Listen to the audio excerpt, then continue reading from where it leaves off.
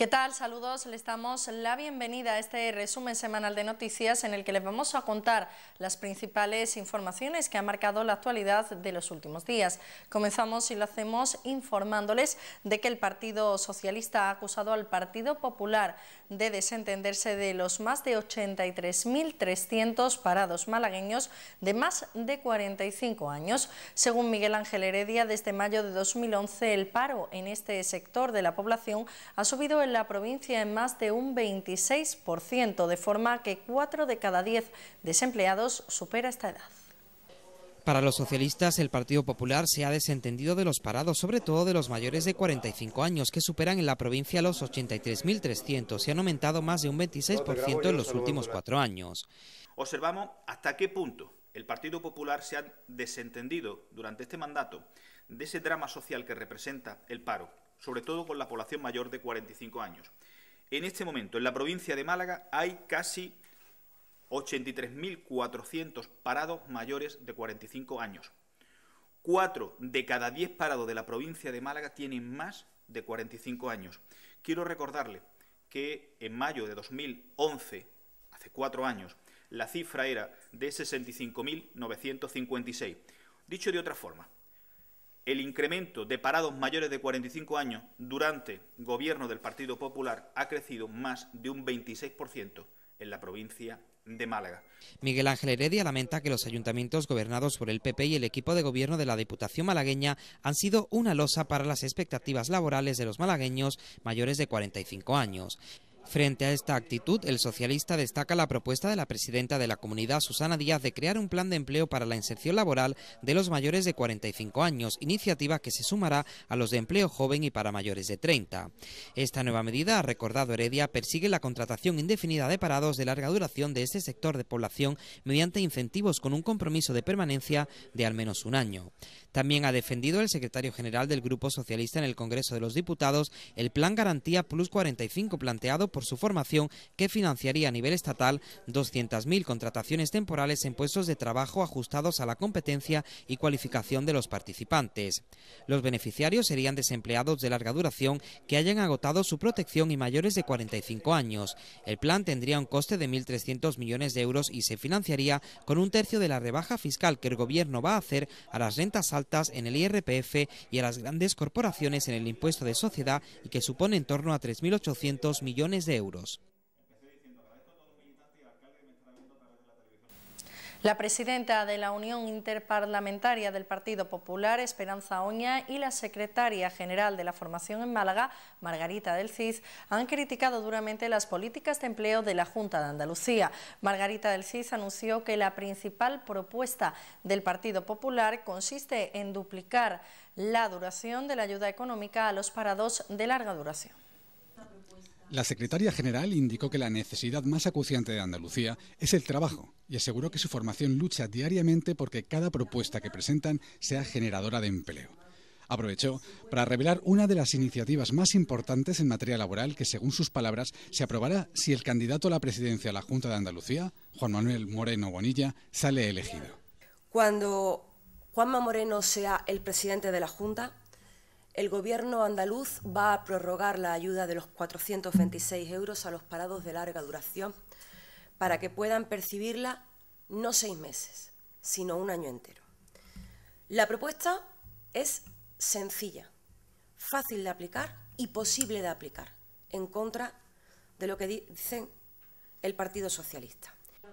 Por su parte, Esperanza Oña afirmó que esta iniciativa es completamente viable basándose en las cantidades que el Gobierno central destinó para las políticas de promoción de empleo de la comunidad en 2013 y que no fueron ejecutadas por el Gobierno de Susana Díaz. Según la presidenta de la Unión Interparlamentaria, la Junta de Andalucía recibió en 2013 298 millones de euros para la creación de empleo, de los cuales solo se llegaron a ejecutar un 34%, por lo que quedaron sin utilizar 227 millones, parte de los cuales podría dedicarse a cubrir dichas ayudas. Las políticas de empleo para la Junta no son una prioridad. No es por casualidad que somos la comunidad con más paro de toda Europa. Si no ejecutan ni siquiera el dinero que le dan, no pueden decir que es que no tienen dinero para ejecutar. El que le dan hay que devolverlo porque no lo ejecutan, pues es normal que tengamos más paro que otras comunidades autónomas. En 2014 le correspondían a la Junta de Andalucía 265 millones de euros, pero como el año anterior no ejecutó 227, pues los perdió. Entonces se ingresaba solo 38 millones. La exalcaldesa de Fuengirola acusó al Partido Socialista de ser el responsable de que la comunidad andaluza sea la región que registra el nivel más alto de desempleo en Europa debido a su nula implicación con el empleo y a la connivencia con la corrupción. Toda la corrupción o el porcentaje altísimo de corrupción de la Junta de Andalucía está en las políticas de empleo, que no es por casualidad que las políticas de empleo preocupan poco a la Junta de Andalucía y por eso tenemos un alto paro, personas que están pagando las consecuencias de la ineficaz política de empleo y de la corrupta política de empleo.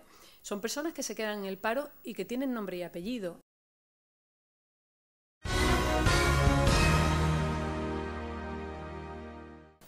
Un parque infantil del distrito de Ciudad Jardín fue devorado por las llamas, provocando daños en mobiliario urbano y una humareda que desató el nerviosismo entre los vecinos. La principal hipótesis que barajan los técnicos y los bomberos es que el incendio podría haber sido intencionado.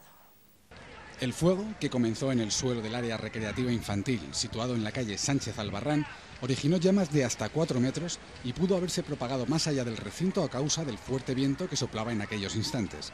Hasta el lugar del siniestro se desplazó un vehículo de bomberos con una autobomba y 5 efectivos que, tras controlar la situación, declararon que la combinación de las llamas con el caucho del que se compone el suelo del parque fue la responsable de la intensa humareda. Había llamas bastante.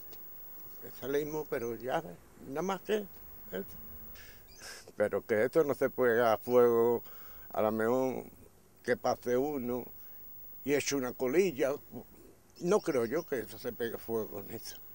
Yo lo vi desde mi casa, la humarea y demás, ya el sábado que hacía mucho frío, aparte en las redes sociales pues apareció también muchos vídeos de muchos vecinos y demás, y había aquí pues había unas llamaradas que eran como 4 metros de alto más o menos, que se veían desde la barriada de Jay Bowle, desde Parque del Sur, desde una esquina a otra de toda Ciudad Jardín, y mucho fuego que había. Estos la han tenido que prender fuego con gasolina o con algo, porque por lo visto estos materiales son ignífugos, un cigarro, un mechero encendido, esto se apaga, pero esto le han tenido que echar gasolina y tiene que ser algún vandalismo de algún niño o algo.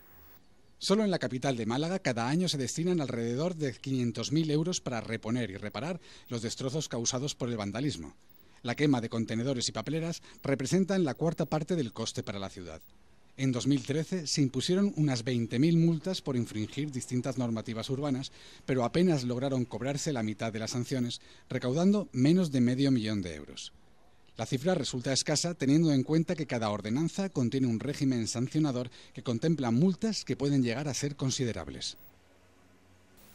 España va a tener la legislación más avanzada de Europa en la lucha contra el terrorismo yihadista.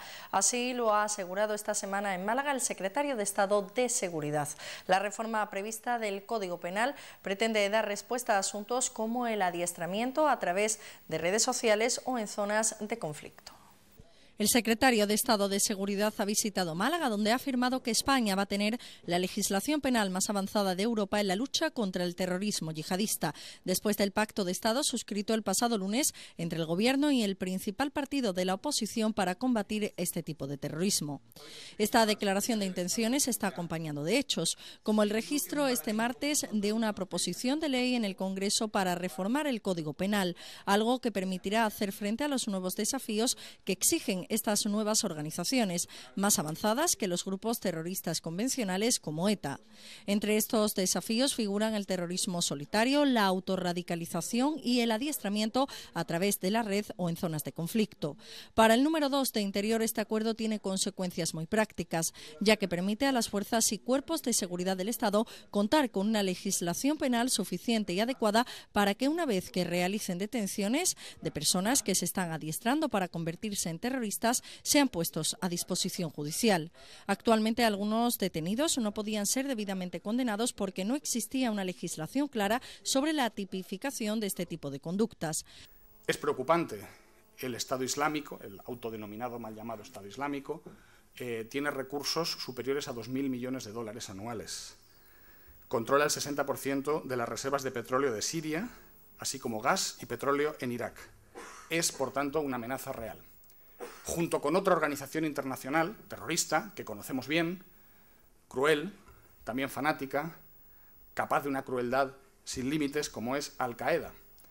Dos multinacionales del terror que tratan de hacer daño a través de toda una serie de franquicias en todo el mundo y a través de individuos que en solitario, un día, fanatizados, adoctrinados, adiestrados en el manejo de armas y en el manejo de explosivos, son capaces de hacer lo que vimos hace unos días en París, lo que hemos visto en Bruselas, lo que hemos visto en Canadá, lo que hemos visto en Australia, lo que hemos visto en tantos rincones del mundo y, por cierto, también lo que vemos con gran impacto en muchas ciudades y en muchos países africanos. Gran amenaza ante la cual, evidentemente, hay que dotarse de los instrumentos necesarios. Y yo creo que, en ese sentido, el Gobierno de España ha hecho los deberes.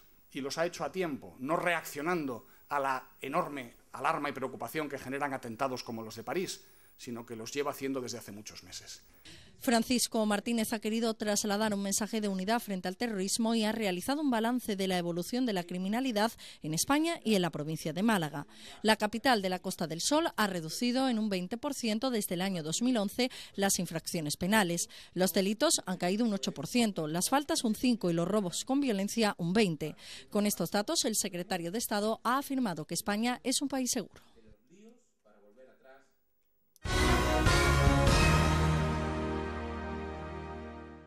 El pasado martes se celebró un pleno extraordinario convocado de urgencia para aprobar un sobrecoste de 1.800.000 euros para finalizar el centro expositivo del Cubo que acogerá el futuro Museo Pompidou. Izquierda Unida lo considera impresentable y una falta de respeto a la ciudadanía. Por ese motivo, no asistió esta formación a la sesión plenaria en señal de protesta. ¿Cómo no lo vieron antes? ¿Por qué no se ha incluido hasta ahora? ¿Por qué no se incluyó entonces cuando se preparó el proyecto? Y otra cuestión, ¿qué dirán el resto de las empresas que se presentaron al procedimiento de licitación de este contrato de obras? Además, y para colmo, hay que tener en cuenta que se detrae 1 millón de euros del presupuesto de urbanismo y nosotros nos preguntamos, ¿qué obras se van a dejar de hacer por la gerencia de urbanismo? Porque esto no lo precisa el alcalde. La bancada donde se sienta Izquierda Unida y el concejal no adscrito Carlos Hernández Pexi vacía. Ambos grupos han mostrado su desacuerdo con el equipo de gobierno del PP antes de la sesión plenaria extraordinaria urgente. Critican que el Pompidou requiere un nuevo sobrecoste, esta vez de 1.800.000 euros para unas obras que ya cuestan a la ciudad 6,7 millones de euros. Una práctica que con el reglamento municipal de contratación en la mano consideran un fraude de ley, al fraccionar la obra para poder adjudicarla a la carta sin control ninguno. Hernández Pexi va más allá en su crítica a este proceder del alcalde popular Francisco de la Torre. Millones de euros que se desplazan sin control democrático de sus asignaciones presupuestarias y alegremente se pasan a otra cosa. Esto es lo que se ve, pero lo que nos tememos es que debajo hay muchas más cosas que no se ven y sinceramente es muy mal final para esta legislatura ir acabando como empezó. Porque acabar esta legislatura, como empezamos con el Astoria, como empezamos con las gemas, y ser nosotros testigos de eso sin decirlo, pues nos convertiría directamente en coayudadores de una chapuza de proporciones universales. IU considera un error que este capital salga de hipotecar el proyecto de construcción de las caballerizas municipales en Teatinos, adjudicado por 1 millón de euros, y otros 814.000 euros de la Gerencia de Urbanismo para inversiones, sin concretar. Por este motivo presentarán el miércoles una moción urgente a la Comisión Municipal de Transparencia. Vamos a pedir todos los detalles, toda la información acerca de este asunto, porque esa es otra cuestión, no menos grave de todo lo que les he expuesto. Hasta este momento, y a pesar de tener la convocatoria desde ayer a las 14:53, no tenemos ni un solo papel, no se nos ha dado ni una sola documentación, ni la más mínima información del acuerdo que se pretende adoptar en este pleno extraordinario. Izquierda Unida considera una falta de respeto la opacidad del equipo de gobierno al no aportar documentos ni información sobre este importante sobrecoste presupuestario. El Partido Socialista sí acudió a este pleno para mostrar su rechazo ante este nuevo sobrecoste en las obras del Pompidou. María Gámez considera que el alcalde es capaz de hipotecar la ciudad por hacer una inauguración antes de las elecciones municipales. Antes del Pleno, María Gámez ha relatado la atropellada cronología del Pompidou, a la que califica como una improvisación tras otra. En primer lugar, las obras arrancaron en el puerto sin tener la titularidad municipal del suelo. No solo el uso, los trabajadores funcionaron durante un mes y los planes de seguridad adecuados, a lo que ahora se suma un pleno extraordinario convocado menos de 24 horas antes, sin que la oposición tenga un simple documento explicativo sobre esta partida extraordinaria de 1.800.000 euros, que significa dejar en stand-by las caballerizas municipales de Teatinos y otras obras menores de la Gerencia de Urbanismo. 1,8 millones de euros que se suman al resto de la obra, costes de mantenimiento, para llevar una cifra final de 11 millones para poner a funcionar, 11 millones de euros para poner a funcionar, para hacerse una foto de inauguración a escasos días, escasos meses de las elecciones municipales.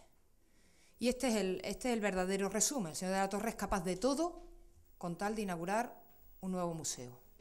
María Gámez anuncia que su grupo va al Pleno por responsabilidad política. Ha mostrado su rechazo votando en contra. Y recuerdan a De la Torre que la población malagueña tiene otras urgencias más sociales que culturales. Dentro de poco veremos el ruso.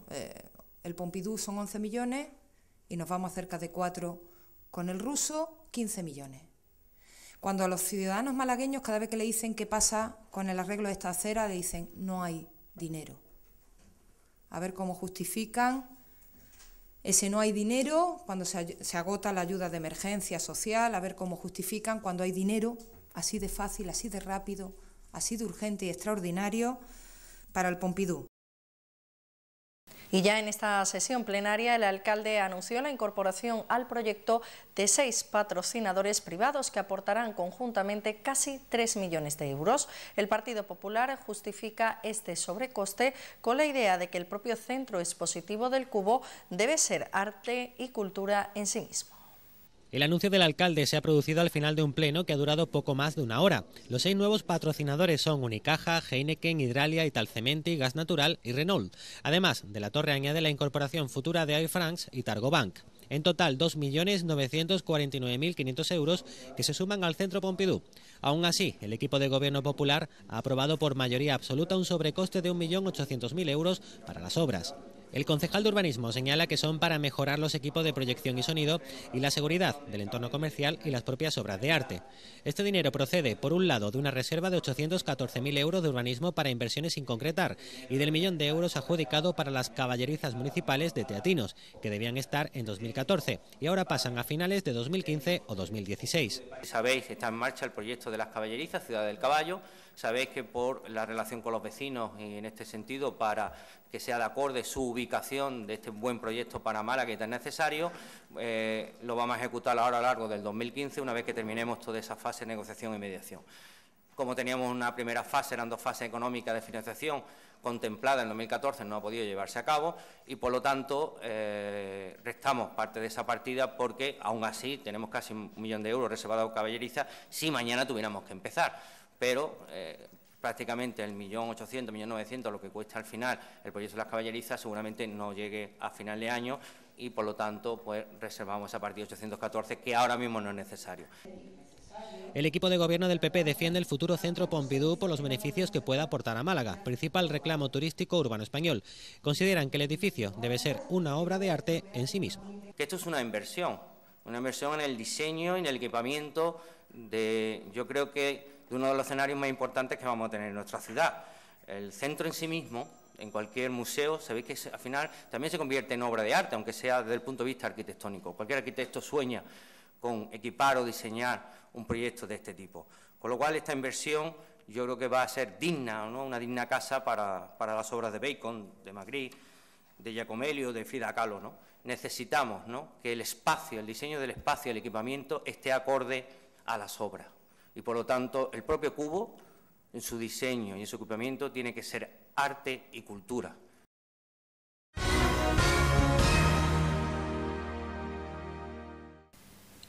Susana Díaz ha anunciado un plan de actuación para autónomos dotado con 100 millones de euros. La presidenta de la Junta ha emplazado a las asociaciones que representan a este colectivo a colaborar en la elaboración de medidas concretas. La presidenta de la Junta de Andalucía ha anunciado que se está trabajando en un plan de actuación del trabajo autónomo de Andalucía dotado con 100 millones de euros que estará en marcha previsiblemente en unos 2 meses. La iniciativa se centra fundamentalmente en empleo y formación, incentivos y créditos reembolsables y financiación. El compromiso del Gobierno andaluz es acelerar la puesta en marcha de la Ley de Emprendimiento. El plan de actuación incluirá medidas de apoyo a la creación de nuevas empresas y consolidación de las existentes, mediante programas de incentivos públicos y apoyo a la financiación, ayudas para la creación de empleo y formación, servicios de orientación a los emprendedores, como acceso a las incubadoras de empresas, así como la mejora de la regulación y simplificación administrativa. El plan contempla además medidas para impulsar el emprendimiento en el mundo rural. Básicamente lo queremos dirigir a las pymes andaluzas para que éstas contraten a personas desempleadas mayores de 45 años con un contrato indefinido y con un compromiso de permanencia de al menos 1 año. Y también vamos a introducir en este decreto, que yo creo que estará en 1 mes, en este decreto vamos a introducir el programa que anunció la presidenta, el programa dirigido al retorno de talento de los andaluces a nuestra tierra, que se incluirá en este programa. Este plan, por lo tanto, viene a dar respuesta a quienes cada día son más. Los autónomos representan ya un 18% del total de afiliaciones de la Seguridad Social. Esta comunidad, la andaluza, además, es líder en crecimiento de autónomos, habiendo aumentado en un 3,5%.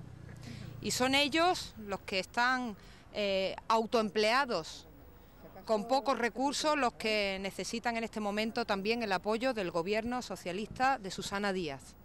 Esta medida se suma a otras muchas que hay ya en marcha para la creación de empleo, para oportunidades de empleo a todos los andaluces. Los trabajadores autónomos representan el 18% del total de afiliados a la Seguridad Social en Andalucía. En el último año la comunidad ha sido líder en crecimiento de autónomos con un 3,5%. La Junta de Andalucía resalta además la importancia de los autónomos dentro del sistema económico andaluz y el esfuerzo que han hecho estos trabajadores por el mantenimiento del empleo en los años de crisis. El sindicato Comisiones Obreras ha anunciado movilizaciones para denunciar el aumento de la siniestralidad laboral durante el año 2014. Los 10 fallecidos en accidentes de trabajo en la provincia de Málaga durante el pasado año fueron recordados simbólicamente con otros tantos carteles que les representaban. El incremento en el número de siniestros laborales ha sido de un 5,4% en Andalucía y de un 8% en la provincia de Málaga con respecto al año 2013.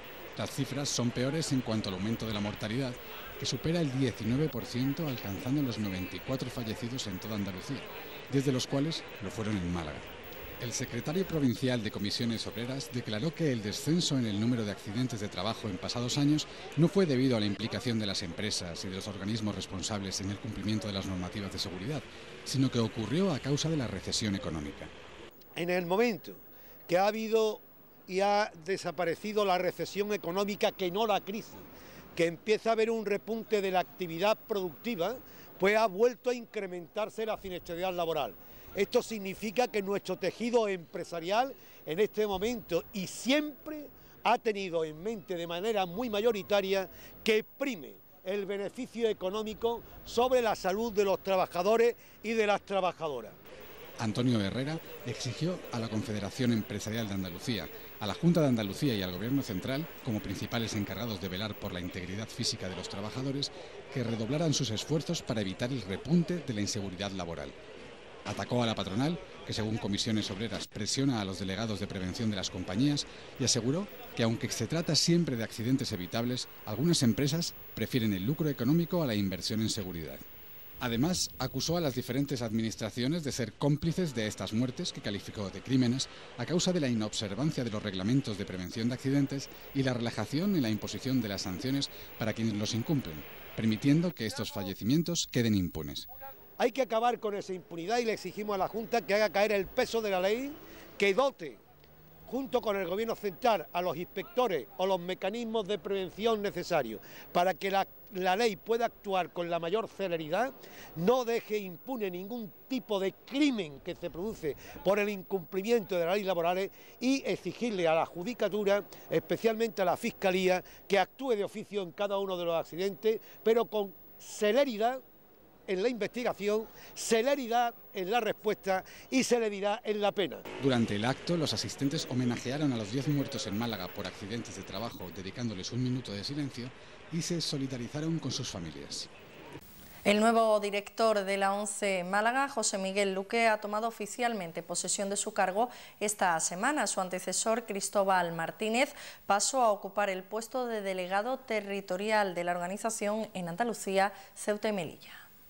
El nuevo responsable fue elegido en el primer pleno general de la ONCE que se ha celebrado tras el reciente proceso electoral del pasado diciembre. José Miguel Luque comenzó su trayectoria laboral como vendedor en 1987 y desde entonces ha venido desempeñando diversos puestos de responsabilidad en diferentes municipios malagueños, en Almería y en Granada. Resaltó la labor de la Organización Nacional de Ciegos, que según sus palabras ha sido capaz de continuar generando puestos de trabajo sin disminuir la plantilla a pesar de los altos índices de desempleo en el país. Trabajaremos para el mantenimiento de un nivel socioeconómico digno y la lucha por la eliminación de todas aquellas barreras que dificulten la integración social de las personas ciegas y deficientes visuales en particular y de las personas con discapacidad en general. Promover, desarrollar y divulgar todo tipo de acciones encaminadas a lograr la igualdad de oportunidades y no discriminación de las personas afiliadas a la ONCE y de las personas con discapacidad. Una mujer ha sido hallada muerta en Ronda. La autopsia practicada revela que fue estrangulada. Su marido será puesto a disposición judicial en las próximas horas, acusado de homicidio. A falta de diversas pruebas complementarias, el examen forense realizado en el Instituto de Medicina Legal apunta a que la mujer, de 39 años, fue golpeada y falleció por asfixia, siendo el mecanismo de su muerte la estrangulación. El marido de la finada, de 52 años de edad, fue detenido por la Guardia Civil tras haberse entregado en el cuartel de la localidad. Al parecer, manifestó que tras tener una discusión con su mujer, le había pegado un puñetazo en la cara y no sabía lo que le pasaba. Tras la primera inspección ocular, la policía dudó de sus explicaciones sobre la causa del óbito al detectar que la fallecida presentaba, además de varios traumatismos, marcas externas e internas compatibles con una muerte por estrangulamiento. La pareja, ambos de nacionalidad lituana, se encontraba de vacaciones recorriendo Andalucía y estaba alojada en un hotel de Ronda cuando acaecieron los hechos.